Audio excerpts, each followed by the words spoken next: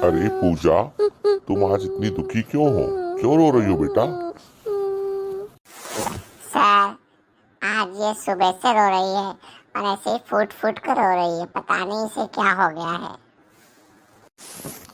Sir, मुझे कुछ भी समझ में नहीं आ रहा। कोचिंग में क्या चल रहा है कुछ भी समझ में नहीं आता है।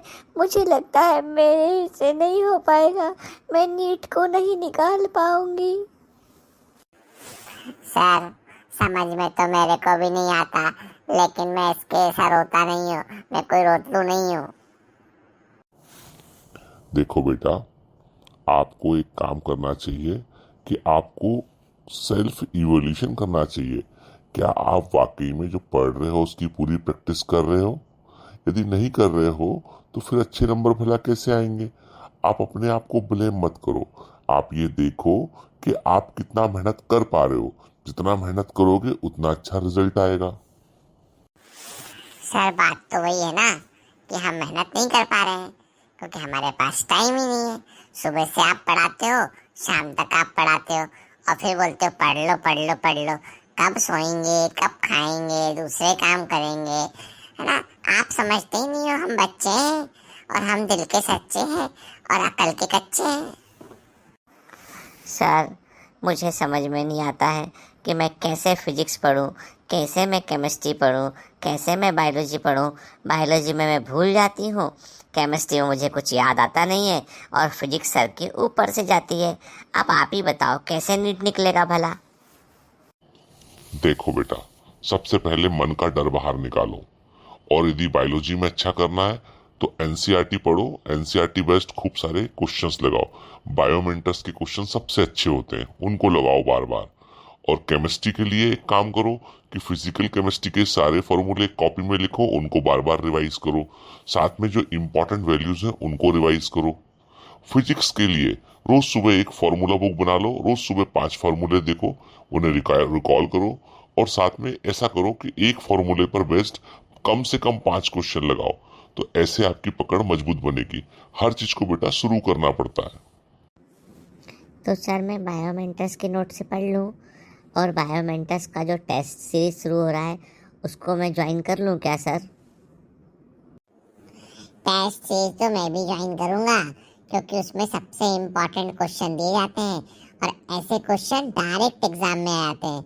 मैं तो बायोमेंटस का टेस्ट सीरीज मिस कर ही नहीं सकता हूँ। क्या भरोसा पूरा पेपर उसी से जाए।